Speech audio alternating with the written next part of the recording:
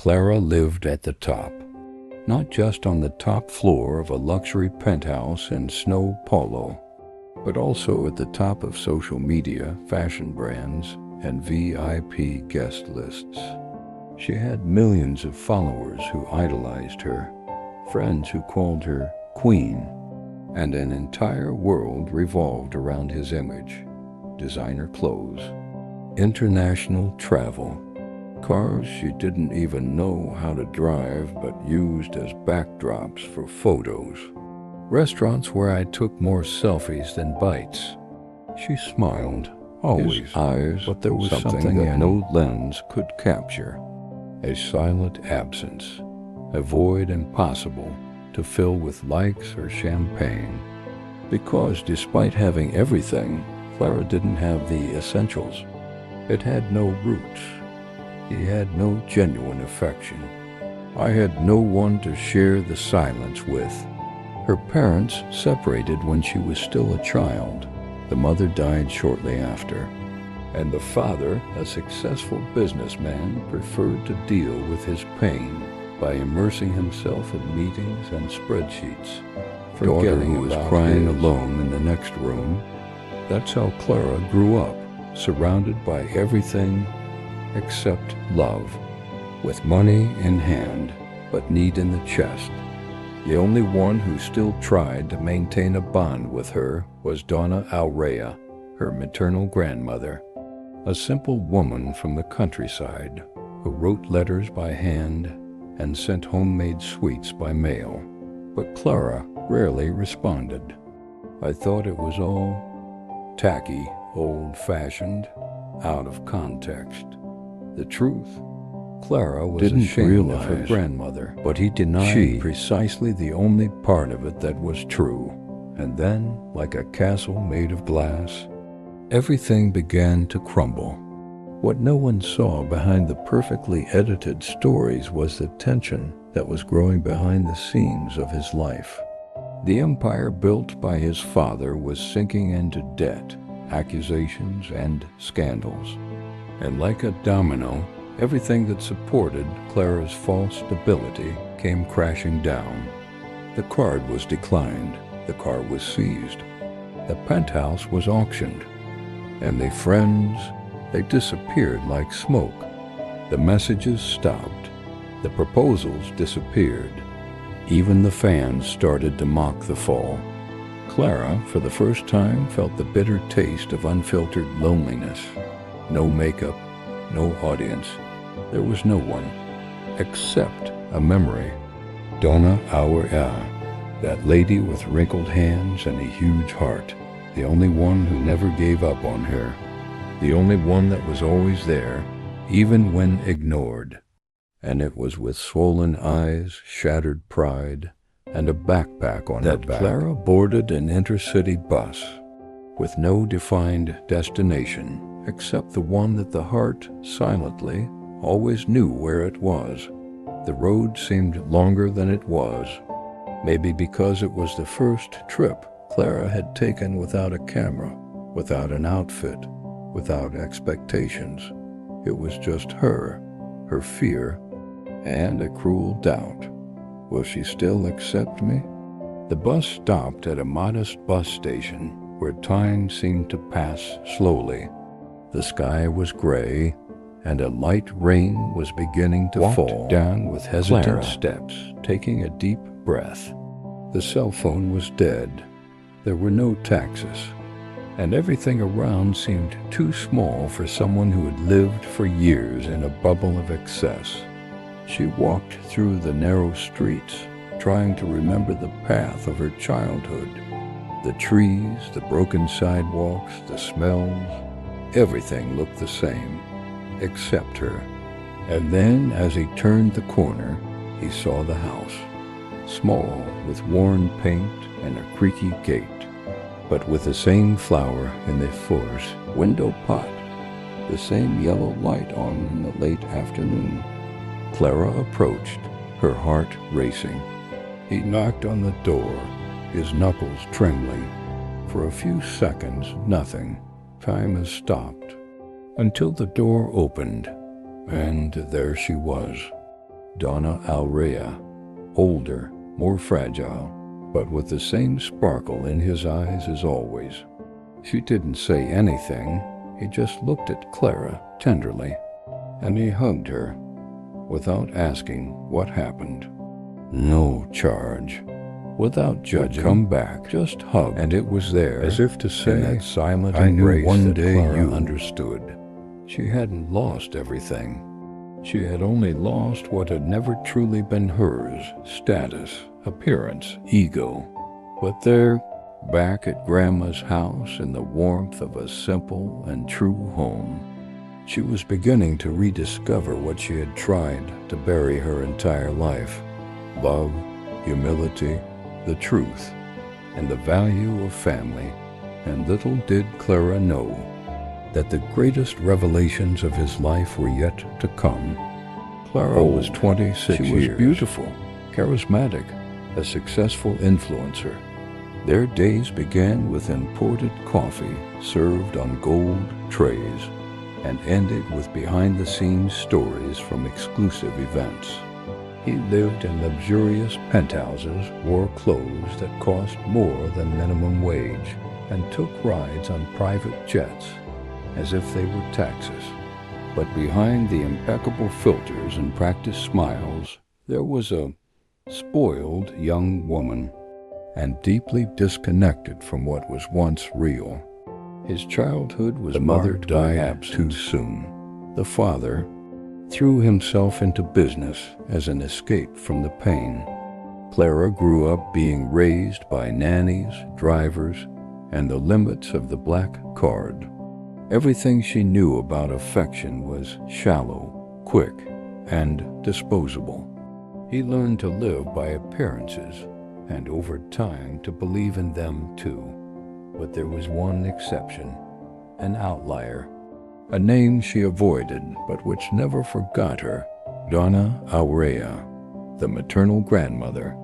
A simple woman, with calloused hands, someone who still sent long messages with "daughter" at the beginning and "God bless you" at the end. She didn't send pics, I sent prayers.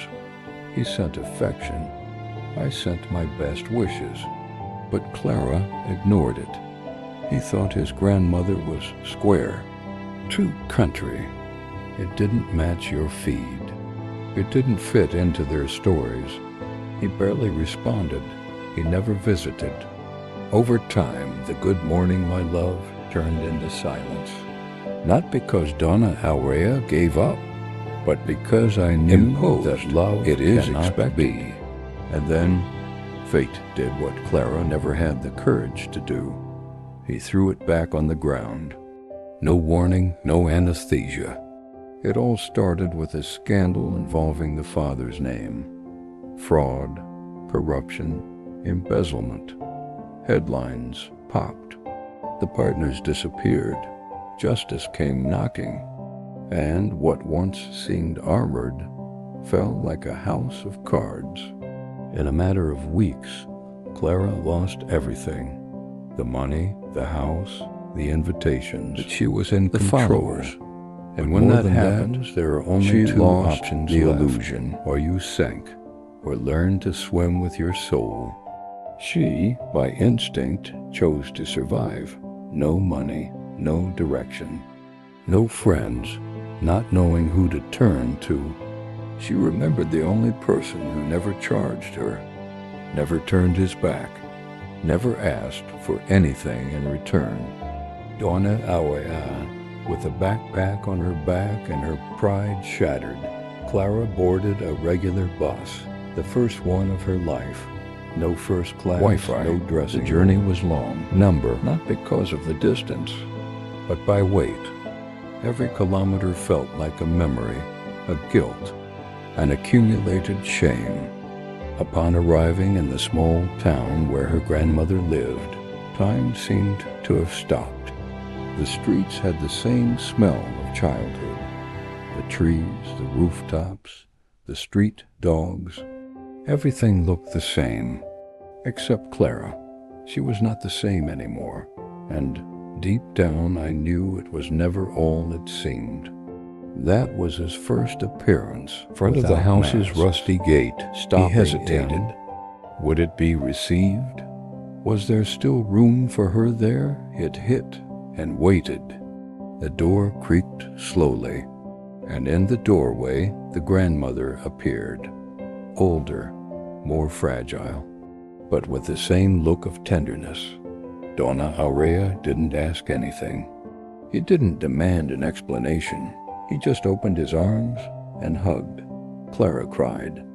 For the first time in a long time, not because I lost everything, but for finally having found it again. What Clara didn't really matter yet.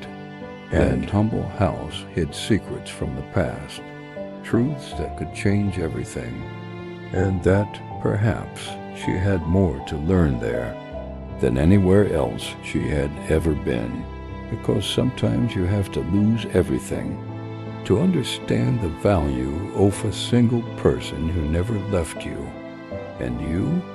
Would you recognize someone's worth before you lost them? In just 3 months, everything fell apart. First, it was a discreet news on the internet. Then came the headlines, accusations, money laundering, fraud in public contracts.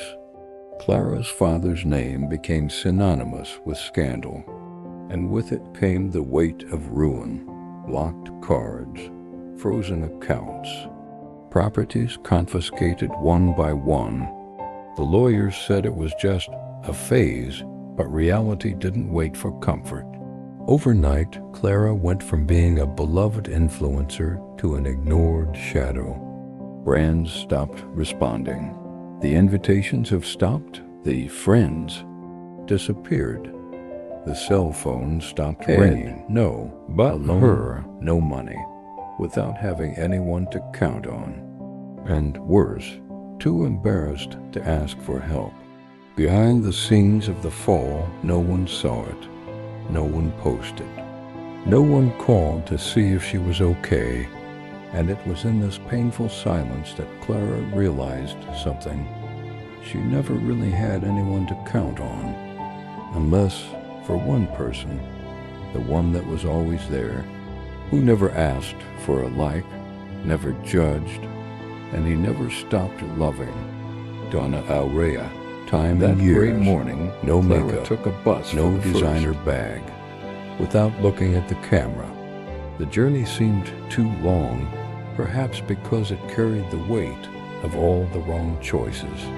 Upon arriving, he felt the world shrink. The streets were narrow, the houses simple. But there, something felt safe, familiar. When she knocked on her grandmother's door, Clara was in pieces. Pride has completely crumbled. And then she heard, "My daughter, you took too long to come back." Donna Aurea's voice carried no disapproval. "I saved your place." It was at that moment that Clara collapsed. In her grandmother's arms, she cried like she hadn't cried in years. No rush, no posing, no filter. In the early days, Clara felt like a stranger in her own life. The bed was hard, the food was simple, and the silence deafening. She didn't know how to sweep the house. I didn't know how to boil water to make coffee. I didn't know how to listen to stories without interrupting. He knew how to teach. He knew how to respect other people's time. He knew how to accept even mistakes. Clara saw her grandmother wake up at 5 in the morning, prepare the bread that was sold on the street, take care of plants, humming old songs while sweeping the yard. And everything she once considered poor now seemed beautiful, authentic, true. Little by little, Clara exchanged her cell phone for her recipe book. She left the dressing room mirror for the living room mirror that truly reflected who she was. He learned to make coffee the way his grandmother liked it, folding clothes, listening without rushing, speaking without showing off. She still made mistakes, but unlike before, Now I wanted to get it right. One night, sitting on the porch, Clara asked, "Grandma, why didn't you ever give up on me?" Donna Aurea smiled, looking at the sky. "Because I knew one day you would come back. And love, daughter, love waits, always waits." And a hug That sentence came like a punch. Clara realized that even though she had everything, she never had that. There was never anyone who really waited for her. And now she had. But the most surprising thing was yet to come. Because between recipes, clothes on the line, and late afternoon conversations, Clara would discover that her grandmother carried a past she never imagined. Secrets kept under lock and key, truths that would change everything, and that would make Clara rethink her own name, story, her own origin. Because sometimes what seems like the end is just the beginning. And what Clara was about to discover, it wasn't just about his family. It was about herself, about who she was before all this, about who she could be if she had the courage to continue. And you? Would I have that courage? Would I, in Clara's place, know how to recognize the value of someone simple before it's too late?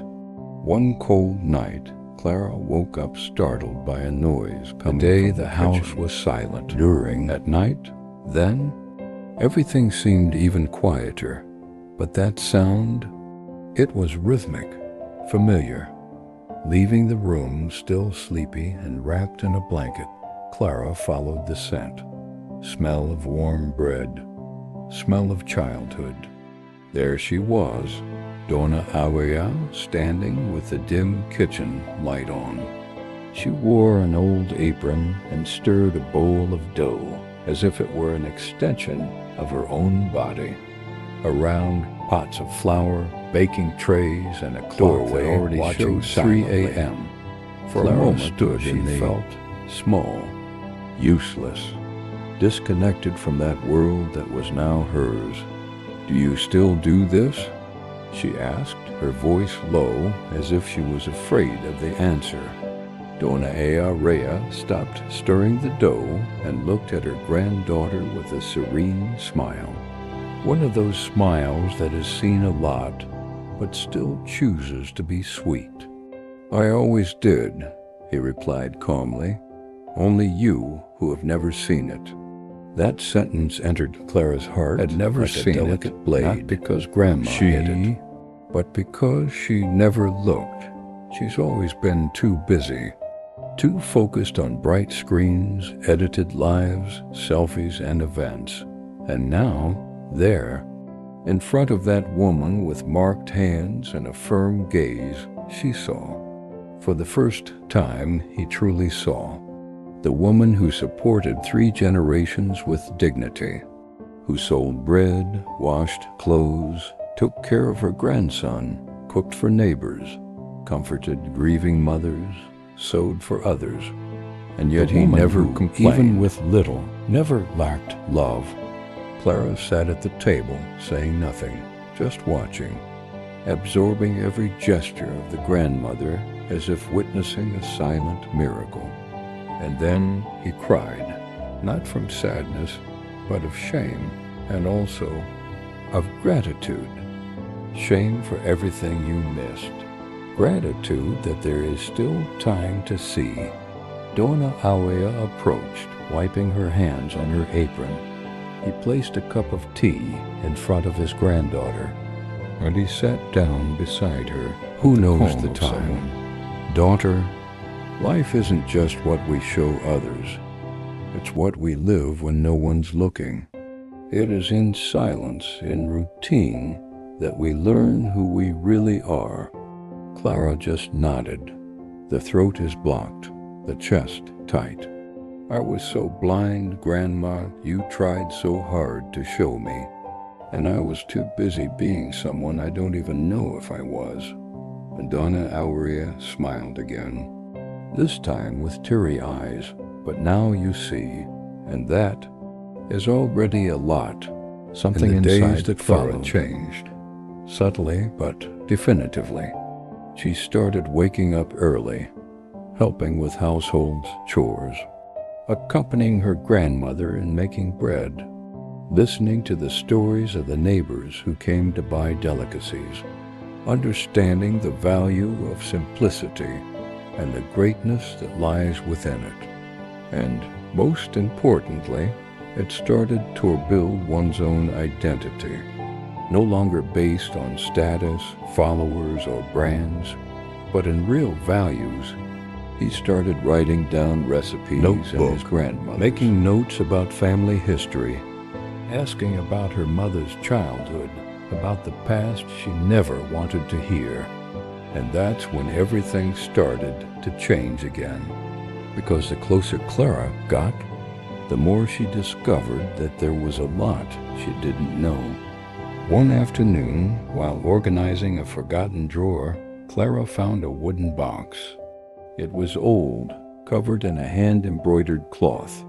Inside it there were letters, yellowed photos, old receipts, and among the papers, a sealed envelope, his name written in shaky handwriting. For Clara, when you're ready to know the truth. Her heart raced. It was his mother's handwriting. His hands were shaking as he opened the envelope. Inside was a long letter, and its contents would change everything Clara thought she knew about her life. But before continuing reading, Donna Awea appeared at the bedroom door. It was silent for a few seconds, and seeing the box open, he simply said, "If you've made it this far, it's because you're ready. But know this, daughter, the truth sometimes hurts, and it also sets you free." Clara looked at her grandmother. For the first time, he felt like he was about to face the real world. Not the digital world of appearances, but the raw story of your own existence. The letter revealed secrets that had been kept for decades. Details about the mother's life, about choices made in silence, about absences she never understood. And more than anything, a Buddha named Clara never expected to read. Again, a name that would awaken memories, doubts, and a new journey. Because in that envelope, Clara didn't just meet the woman who was her mother. She discovered who she herself was, or rather, how could be. And you? How many times have you failed to see what was always there by your side? How many times have you ignored the simple gestures of those who love you most? Are you looking or just skimming through life? Clara's story is far from over. In truth, she's just getting started. Next chapters, she will need to confront the past, make difficult choices, forgive, and maybe be forgiven. Because growing up hurts, but ignoring the truth hurts even more. If this story has touched you so far, if you also believe that every life has something to teach, so stay with us, because Clara's life may very well be a mirror of yours, and sometimes all we need. It's seen for the first time. Today, Clara still lives with Donna Awea, that luxurious penthouse with city views, as well as advanced commercial partnerships, filters, and millions of followers. But for the first time, she feels like she has it all. Grandma's house is small, with weather-stained walls and a floor that creaks with every step. But it was there that Clara rediscovered comfortable silence, sincere laughter, and the value of the smell of bread coming out of the oven. Today, she no longer posts photos of breakfast on golden trays. She serves freshly brewed coffee in simple cups alongside her grandmother as they exchange stories she now listens to with an open heart. Clara learned to make bread with her own hands. In the beginning, I missed the point, burned the bottom, cried in frustration. But Donna Aurea smiled and said, "That's right. Even bread needs to rest to rise." That phrase kept echoing in her mind, because somehow it was also useful for life. With each wave, Clara reconnects with something she had lost without realizing it. Time, patience, presence. There, among flour, yeast, and oven heat, she found more than a new routine. She found a new version of herself. She didn't lose everything. She lost what was never truly hers: status, prestige, numbers, appearances. And in return, he got what no amount of money in the world could ever buy: roots, love, family. Today, Clara knows that she doesn't need the whole world at her feet. A sincere hug is enough, a shared table, a voice at the end of the hallway saying, "Good morning," tenderly. Way to simplicity gave. Haste turned into caution. And the loneliness gave way to something she hadn't felt in years: belonging. She spent years trying to be seen, but she was only truly seen when she returned to the only person who never stopped seeing her with love: your grandmother. Maybe that was it from the beginning. Maybe she didn't need to conquer the world, but just allow yourself to come home.